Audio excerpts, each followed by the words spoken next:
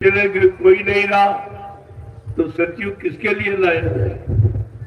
कौन उपभोग करेगा? अरे व्यवस्था अगर लाई जाएगी तो व्यवस्था का निस्तारण करने वाला, व्यवस्था का प्रयोग उपयोग करने वाला भी तो रहना चाहिए। सतयुग लाने से क्या लाभ कि जब सब चले जाए फिर सतयुग किसके लिए लाया जाए? इसलिए आपको सिखा दिया गया कि सतयुग देखने के लिए आपको शाकाहारी बनना पड़ेगा, सदाचारी आपको बनना ही पड़ेगा, वही देख पाएंगे, नहीं ये सब चलेगा। आपसे रोज कहा जा रहा इतने लोग आए हो, इसमें तमाम लोग शरीर छोड़ के चले जाएंगे जिनको आगे सत्संग नहीं मिल सकता, वो सतयुग को नहीं देंगे। हाँ, अगर अच्छे कर्म आप करने लगे, शाकाहारी बनने लगे, शरीर छूट भी गया तो दोबारा आप फिर आ जाओगे। तो आप तो पूरा सज्जू देखोगे। जब दोबारा जब तक आओगे तब तक आप 17-18 वर्ष के हो जाओगे तो आपको पूरा सतयुग देखने को मिलेगा। इसलिए जाएंगे तभी तो आएंगे, जब जाएंगे नहीं तो आएगा तो?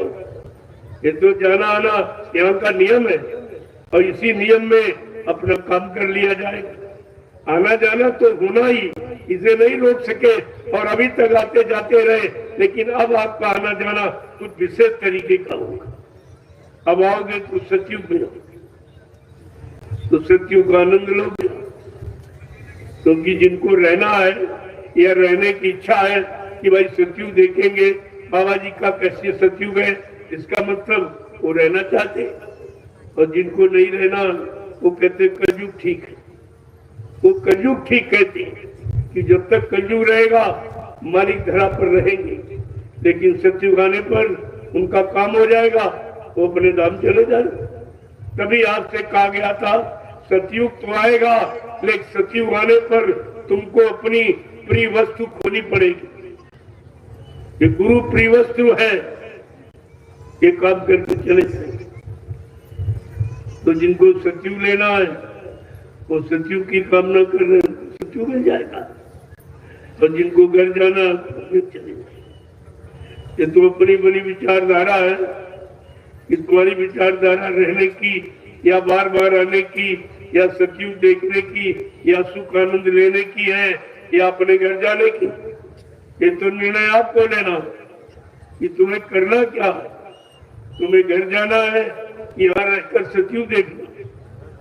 जो सतयुग की कामना करते हैं वो रहेंगे, और जो नहीं करते, नहीं हमको सतयुग कुछ नहीं चाहिए, हम तो अपने घर जाएंगे। सतयुग लेकर क्या करें? सतयुग तो धरती पर आएगा, हम धरती पर रहना नहीं चाहते, अपने घर जाना चाहते। उनको सतयुग से क्या लेना देना, उनका कोई मतलब नहीं। तो सब तरह के जीव है, जो 4 प्रकार के जीव बताएंगे भक्त, 4 प्रकार के भक्त, आरत अर्थार्थी, जिज्ञासु और ज्ञानी, ये 4 प्रकार के भक्त। आरत भक्त वो है, आरत बने जो पुकार लगाते, ये मिल जाए वो मिल जाए, राजा बन जाए, धनी माली बन जाए, अधिकारी बन जाए, मतलब यानी तो ऐसी आरत बने प्रार्थना भक्ति करते उसकी। अर्थार्थी जो धन की कामना करते, धन मिल जाए, दौलत मिल जाए, खजाना मिल जाए, हम सबसे बड़े धनी हो जाएंगे। और जिज्ञासु जिनको मालिक के पाने की जिज्ञासा है कि हमको परमात्मा मिल जाए, हम बड़े घर चले जाए। और ज्ञानी जो सब कुछ यानी समझ लेता और जान लेता और छोड़ करके अपने घर की तरफ चल देता, उसे ज्ञानी।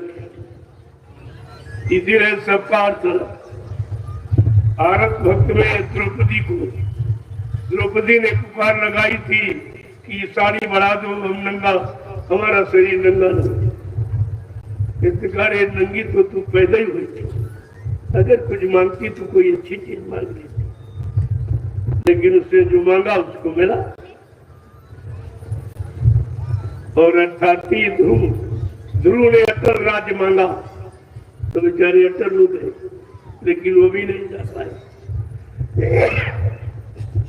ये मांगना भी क्यों पर निर्भर है।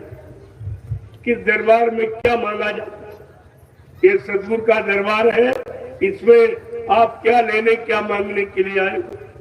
सदगुरु के पास क्या भंडार है, वो कौन सा भंडार लेके आए, वो क्या देने आए, ये भी तो जीव को मालूम नहीं है। तो आप मांगोगे? एक तो आपको मांगना नहीं आता, अगर दया करके वो दे दे तो तुम रखना भी नहीं, तुम रख भी नहीं सकते। दया को रखना भी इतना आसान नहीं, उसके लिए पात्र और पात्रता दोनों चाहिए, तब आप दया को रख सकते। दया तो हर पल हो रही है, अगर दया नहीं होती तो यहाँ तुम आते ही नहीं, या नहीं आते, और न यहाँ बैठते, और यहाँ की सर्दी गर्मी और बरसात आप बर्दाश्त नहीं करते।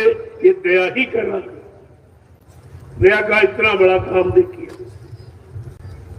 तो ध्यान में रखना चाहिए। और ज्ञानी में भक्त प्रहलाद, जिसको हरि के सिवा कुछ नहीं चाहिए, न राज न पाट न धन न दौलत न औरत न पति न बच्चे, कुछ नहीं। कहा नहीं मत। अब हरि नाम जिस लोक मंडल मुकाम से आया था सज्जू में, प्रहलाद ने उसी का सुमरन किया, उसी आदेश को माना, तो उस नाम ने उस धाम में पहुंचा। लेकिन जीवात्मा नहीं, वो धाम तो सतलोक अनामी धाम, वहां से जब तक कोई मृत्युलोक मंडल पर नहीं आएगा और जीवों को वहां के लिए तैयार नहीं करेगा, नहीं जगाएगा, नहीं संभाल करेगा, तब तक वो जीव उधर नहीं जा सकता।